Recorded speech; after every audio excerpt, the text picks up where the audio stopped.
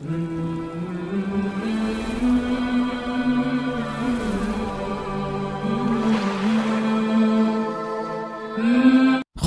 Modern institute of education में तो जैसा कि बच्चों हम लोग 10 क्लास का उर्दू का चैप्टर बाय चैप्टर हम लोग पढ़ते आ रहे हैं और 8 चैप्टर तक हो गया है। आज है 9 चैप्टर, 9वां चैप्टर है। आज हम लोग इसको क्या करते हैं, पढ़ते हैं, जिसका कहानी का नाम क्या है, इसको डॉक्टर भीमराव अंबेडकर के बारे में लिखा गया है। ये इसका बायोडाटा, उन्होंने कहाँ तालीम हासिल की, कहाँ पैदा हुए और कहाँ उनकी वफ़ात हुई, इनके बारे में हम लोग पढ़ेंगे और जानेंगे भी। तो हम लोग कुछ स्टार पॉइंट लिखे हैं, उसके वो पढ़ लेंगे, उसके बाद फिर सवाल जवाब की तरफ आएंगे। तो देखिए ये क्या है, हिंदुस्तानी आइन के मेअमार, ठीक है, यानी हिंदुस्तान के मतलब संविधान का लिखने वाला कौन था, तो डॉक्टर भीमराव अंबेडकर। इसको इंडियन कॉन्स्टिट्यूशन में नियम जिसको बोला जाता है संविधान, उस किताब के निर्माता कौन है, डॉक्टर भीमराव अंबेडकर, ठीक है। तो जहाँ तक है डॉक्टर भीमराव की पैदाइश 1891 में हुई, ठीक है, 14 अप्रैल 1891 में हुई। उनके वालिद का नाम रामजी मालोजी सकपाल था, ठीक है। तो ये क्वेश्चन में आ सकता है उनके वालिद का नाम क्या था, ठीक है। ये 10 क्लास में भी ऑब्जेक्टिव में आ सकता है ऐसा। उनके वालिदा का नाम, उनकी मदर का नाम या माँ का नाम, ठीक है, भीमबाई था, इसको भी याद रख लेना। उसके बाद क्या है, 5 दिसंबर 1956 ईस्वी को उनका इंतकाल हो गया, ठीक है, दिल्ली में उनका इंतकाल हो गया। तो इसी तरह इन सब अहम बातों को थोड़ा ध्यान में रखिए। उसके बाद हम लोग इस कहानी को थोड़ा पढ़ते हैं, ठीक है। तो इस कहानी में दिया हुआ है, हिंदुस्तान के अक्सरियती समाज में कुछ लोग पसमानिंदा तबके के माने जाते थे। सैकड़ों वर्षों से समाज में ना कोई उनकी फ़िक्र करता था और ना उनसे प्यार करता था, बल्कि वह लोग नफ़रत और हकारत की नज़र से देखे जाते थे और उन्हें अछूत कहा जाता था। हिंदी में इसको दलित के नाम से जाना जाता था, ठीक है। ऊंची जात के लोग उन अछूतों को अपने दरमियान रहने की इजाज़त नहीं देते थे। वह उनके कुओं के पानी को नहीं छू सकते थे, ना उनके तालाबों से पानी भर सकते थे। अछूत मंदिर में नहीं जा सकते थे, ना किसी स्कूल में तालीम हासिल कर सकते थे। उनका काम सड़कों गलियों में झाड़ू लगाना, जूते बनाना या जूतों की मरम्मत करना, बैद के टोकरे बनाना, मुर्दा जानवरों की खाल उतारना, इन्हीं सब कामों में उनको लगा दिया जाता था, ठीक है। सैकड़ों वर्षों तक ये अछूत गरीबी, जहालत, सख्त जानफसानी और उन अनगिनत तकलीफ़ों की ज़िंदगी जीते रहे। ऐसे ही एक अछूत मराठी ज़बान बोलने वाले महार खानदान में डॉक्टर भीमराव पैदा हुए, ठीक है, 14 अप्रैल 1891 को महू, सेंट्रल इंडिया। उस जगह का नाम क्या था, महू, जो इंडिया के बीचों बीच पड़ता है, ठीक है। उनके वालिद का नाम रामजी मालोजी सकपाल और वालिदा का नाम भीमबाई था। वह अपने वालिदैन के 14वीं और सबसे छोटी औलाद थे। सब लोग प्यार से उन्हें भीमा कहा करते थे।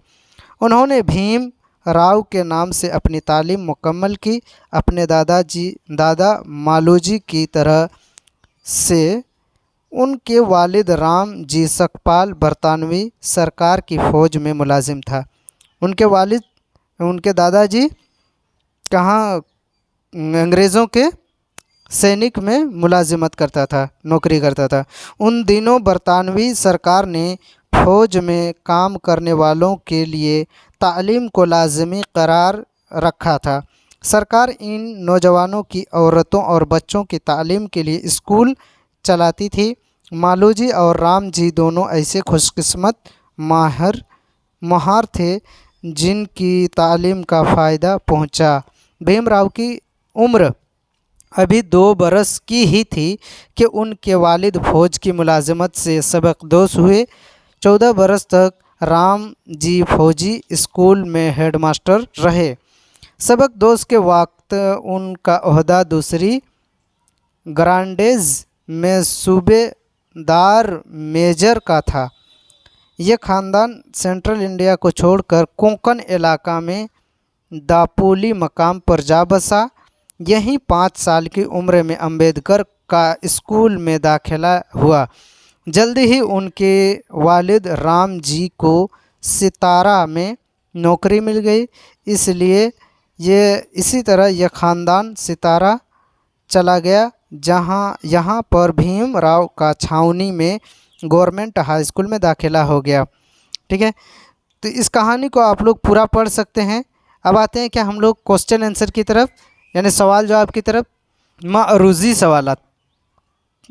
पहला सवाल है, भीमराव अंबेडकर की पैदाइश कब हुई? यहाँ पर है अलिफ में 1890, बा में है 1891, जीम में है 1892, दाल में है 1993। जवाब होगा 1891 में हुआ। ठीक है। सवाल नंबर 2, भीमराव अंबेडकर की वालिदा का नाम क्या था? अलिफ पुतलीबाई, बा अयोध्याबाई, जीम भीमबाई, दाल लक्ष्मीबाई। जवाब होगा इसका भीमबाई, जीम नंबर भीमबाई था। सवाल नंबर 3, भीमराव अंबेडकर के वालिद फौज के किस ओहदे से रिटायर हुए? अलिफ ब्रिगेडियर, बा मेजर, जीम कमांडर, दाल सूबेदार। इसका सही जवाब होगा जवाब नंबर बा मेजर। सवाल नंबर 4, भीमराव की शादी किससे हुई? अलिफ रामाबाई, बा नंबर रीताबाई, जिम नंबर मुन्नीबाई, दाल नंबर कृतिबाई। जवाब होगा रामाबाई, इसका अलिफ नंबर सही होगा। सवाल नंबर 5, भीमराव अंबेडकर आज़ाद हिंदुस्तान में किस ओहदे पर फाइज हुए? ठीक है, अलिफ नंबर में दिया वज़ीर आज़म, बा नंबर है वज़ीर रील, जी नंबर वज़ीर क़ानून, दाल नंबर है वज़ीर खारजा। तो जवाब होगा इसका जिम नंबर वज़ीर क़ानून। ठीक है, इसी तरह हम लोग मारूजी सवालात को 5 सवालों को पूरा किए। अब आते हैं मुख्तसर तरीन सवालात। ठीक है, पहला सवाल कह रहा है इसमें, भीमराव अंबेडकर की पैदाइश कब और कहाँ हुई? जवाब होगा इसका भीमराव अंबेडकर की पैदाइश 1891 में कोमियो सेंट्रल इंडिया में हुई। ठीक है, उसके बाद सवाल नंबर 2, भीमराव अंबेडकर के वालिदैन के नाम लिखिए। वालिदैन यहाँ पर आ जाएगा माँ और बाप का नाम। तो जवाब होगा उनके वालिद का नाम राम जी मालोजी सुखपाल था और वालिदा का नाम भीम बाई था। ठीक है, उसके बाद सवाल नंबर 3 कह रहा है, भीमराव के वालिद फौज में किस ओहदे से सबकदोश हुए? तो जवाब होगा भीमराव अंबेडकर के वालिद जिस वक्त फ़ौज के ओहदे से सबकदोश हुए तो वह दूसरे ग्रेड में सूबेदार मेजर के ओहदे पर फाइज थे। ठीक है। सवाल नंबर 4, भीमराव की शादी किस उम्र में और किस से हुई? जवाब होगा भीमराव की शादी 14 साल की उम्र में 9 साल की लड़की रामाबाई से हुई। सवाल नंबर 5, बीए करने के लिए भीमराव ने किस कॉलेज में दाखिला लिया? जवाब होगा बीए करने के लिए भीमराव ने एलिफिंस्टन कॉलेज में दाखिला लिया। बुद्ध मज़हब में निरावन का क्या तस्वुर है? तो जवाब होगा बुद्ध मज़हब में निरावन का तस्वुर इरफान हासिल करना है। तो इसी तरह हम लोग मुख्तसर तरीन सवालात को हम लोग पूरा किए। उसके बाद आते हैं मुख्तसर सवालात। ठीक है, तो पहला नंबर सवाल है, स्कूल में भीमराव के साथ तलबा और असातिज़ा का सलूक कैसा था? मुंबई के एलिफिंस्टन हाई स्कूल में भीमराव अंबेडकर पढ़ते थे। उस स्कूल का माहौल भीमराव के लिए पुरसुकून ना था। यह सरकारी सरपरस्ती में चलने वाला स्कूल था। इसके बावजूद यहाँ भी भीमराव के साथ ज़ात पात का भेदभाव किया जाता था। सिर्फ स्कूल के तलबा ही नहीं हकारत और नफ़रत की निगाह से नहीं देखते थे, बल्कि इस स्कूल के असातिज़ा का सलूक भी भीमराव के साथ नफ़रत और हकारत का था। सवाल नंबर 2, भीमराव का ख़ानदान बम्बई जाकर क्यों बस गया? जब भीमराव के वालिद रामोजी सितारा के एक फ़ौजी स्कूल के में मास्टर थे, जहां चंद सालों के बाद रामू जी के सितारा की नौकरी ख़त्म हो गई और उन्होंने सितारा को छोड़ देने का इरादा कर लिया और तय हुआ कि बम्बई जाकर सकूनत इख्तियार किया जाए। चुनांचे रामू जी अपने पूरे ख़ानदान के साथ बम्बई मुंतकिल हो गए। सवाल नंबर 3, भीमराव के हसूल तालीम पर 5 जुमले लिखिए। जवाब, 1912 ईस्वी में भीमराव अम्बेडकर ने एलिफिंस्टन कॉलेज से BA पास किया। उसके बाद वह बड़ौदा स्टेट से तालीमी वजीफ़े पर आला तालीम हासिल करने के लिए अमेरिका चले गए और कोलंबिया यूनिवर्सिटी में दाखिला लिया, जहां मुआसियात के मौजू पर MA पास किया। फिर 1916 ईस्वी में उसी यूनिवर्सिटी से मुआसियात में PhD किया। इसी साल वह इंग्लैंड चले गए और London school of economics London में दाखिला लिया और उसी के साथ बैरिस्ट्री की तैयारी भी करते रहे। उसके बाद सवाल नंबर 4, भीमराव अंबेडकर की आइनी खिदमात को मुख्तसरन बयान कीजिए। भीमराव अंबेडकर ने मुल्क व कौम की अहम खिदमात अंजाम दी, इसलिए उनका शुमार जदीद हिंदुस्तान के मारों में होता है। उनके कारनामों की फहरिस्त बहुत तवील हैं। वह अमली सियासत के मैदान में भी कूदे और कामयाब रहे। जब हिंदुस्तान को आज़ादी मिली तो मुल्क के आइन साजी का मरहला दरपेश हुआ, तो आइन साजी के लिए दस्तूर साज कमेटी में भीमराव उस कमेटी के सदर बनाए गए और उन्हीं की सदारत में मौजूदा आइन हिंद की तकमील मुमकिन हो सकी। इसी तरह हम लोग मुख्तसर सवालात को भी पूरा किए, जो 4 सवाल था। उसके बाद है तवील सवालात, ठीक है। इन सवालों को भी देखते हैं। पहला सवाल है, भीमराव अंबेडकर की सवानह लिखिए, ठीक है। तो भीमराव अंबेडकर की पैदाइश मराठी ज़बान बोलने वाले एक अछूत और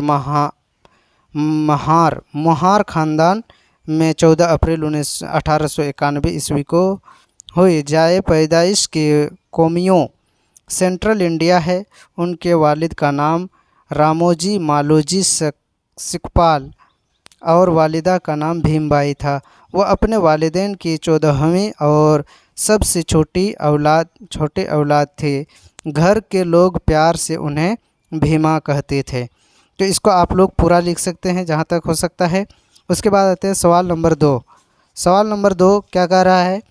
डॉक्टर भीमराव अंबेडकर की आइनी खिदमात का जायज़ा लीजिए, ठीक है। इसका जवाब होगा, डॉक्टर भीमराव अंबेडकर की शख्सियत एक कानून दां की हैसियत से नहायत अहम है और उनका शुमार हिंदुस्तानी आइन के मारों में शामिल होता है। यूँ तो भीमराव अंबेडकर के आइनी व समाजी कारनामों की फहरिस्त बहुत तवील हैं। वह यूरोप अमेरिका वापस आकर सियासत के मैदान में भी कूदे और कामयाब रहे। चुनांचे इस दौर के अहम सियासी रहनुमाओं मसलन गांधी जी और नेहरू जी से भी उनके करीबी ताल्लुकात रहे। चुनांचे आज़ादी के बाद जब मुल्क में दस्तूर साजी का मामला दरपेश हुआ तो वो दस्तूर साज कमेटी में भीमराव अंबेडकर सदर के ओहदे पर फाइज किए गए, ठीक है। तो आप लोग भी इसको पूरा लिख सकते हैं। उसके बाद तीसरा नंबर सवाल है, आज़ाद हिंदुस्तान के मुआसराती इनकलाब में अंबेडकर की खिदमात पर रोशनी डालिए, ठीक है। जवाब होगा, इसमें हम लोग लिख सकते हैं अपने शब्दों में और अपने लफ्ज़ों में भी इसको लिख सकते हैं, लेकिन इधर क्या है, यूरोपी ममालिक में आला तालीम से फ़राग़त और वतन वापसी के बाद भीमराव अंबेडकर ने वकालत का पैसा इख्तियार किया और उस वक्त से वह मुआसराती इस्लाह और सियासी सरगर्मियों में भी हिस्सा लेने लगे। इस दौरान उन्होंने अपने आप को सहाफ़त से भी जोड़ लिया। मुआसराती इस्लाह के लिए उन्होंने कई सियासी और समाजी तंजीमें कायम की और आखिरकार उन्होंने अछूत समझी जाने वाली जातों में एक ज़बरदस्त इनकलाब पैदा कर दिया, जिसके असरात आज वाज़िह तौर पर दिखाई देते हैं। तो आप लोग इसको भी अपने लफ्ज़ों के हिसाब से अपने लिख सकते हैं। तो इसी तरह सभी सवालों का जवाब पूरा हुआ। तो आप लोग बने रहिए मॉडर्न इंस्टीट्यूट ऑफ एजुकेशन में। थैंक यू, शुक्रिया, धन्यवाद।